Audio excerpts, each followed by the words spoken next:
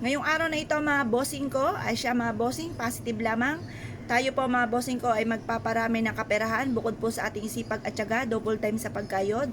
Gamitin ang ganitong mga pampaswerte para makatrack tayo ng kaswertehan lalo-lalo na tungkol sa usapin ng pera. Gamitan ang ating pong bawang at ganoon din po ang ating dahon ng laurel, mag-wish ng mula sa ating pong puso. Bitbitin ito kahit saan po tayo magtungo.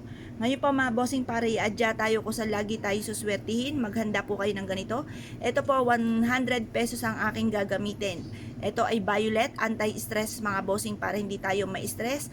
Kasi pag tayo na-stress, lalong lalayo ang swerte. Kapag po tayo hindi stress, lalapitan naman tayo ng kaswertihan. Ganito po inyo pong gagawin, 6:30 or kaya po alas 7, harap sa may silangan. Maging positibo lang po sa buhay. Kailangan kung anong ibubukan ng bibig, siyang tinatakbo ng ating pong isipan at nagmumula sa ating pong puso para mabilis matupad ang ating mga kahilingan. Ganito po inyo pong gagawin sa pamamagitan ng pampaswerteng ito at sipag at tiyaga, double time sa pagkayod at sa mahigpit na kapit sa mahal na Panginoon.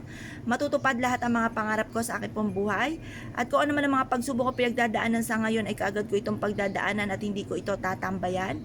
Tsunaming swerte ang darating sa buhay ko at kailanman na hindi na ako mamumblema tungkol sa usapin ng pera.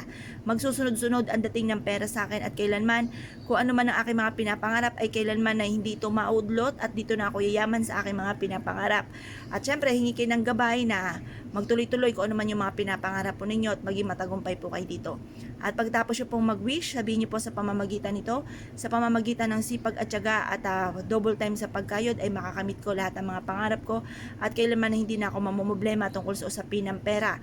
Ang pera kong ito ay dadami ng dadami at hindi na ako mangungutang pa or kung may mga pagkakautang kayo ay mababayaran ko na lahat ang aking mga pagkakautang at lagi ako magkakaroon ng napakaraming pera at hindi na ako muling mamumblema pa sa usapin ng pera.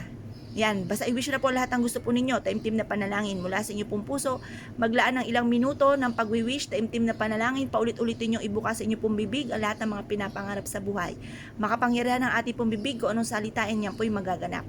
Ngayon po mga bossing ko kayo po'y naniniwala, subukan nyo po ito, proven po ito na maswerte. Kayo po mga bossing ko ay alisin nyo po yung mga umaano po sa isipan nyo na baka kayo ay malas, baka ganito, baka ganyan, napapangunahan nyo ng mga negatibo, lalo-lalo na mga bagay na hindi pa nagaganap. Kumbaga yan po ang tinatawag ninyo negatibo, kaya kailangan iwaksin nyo ang pagiging nega. Sabihin nyo po na makakamit nyo lahat ang mga pangarap nyo at huling paghihirap na po ito at kailanman na hindi na kayo maghihirap pa.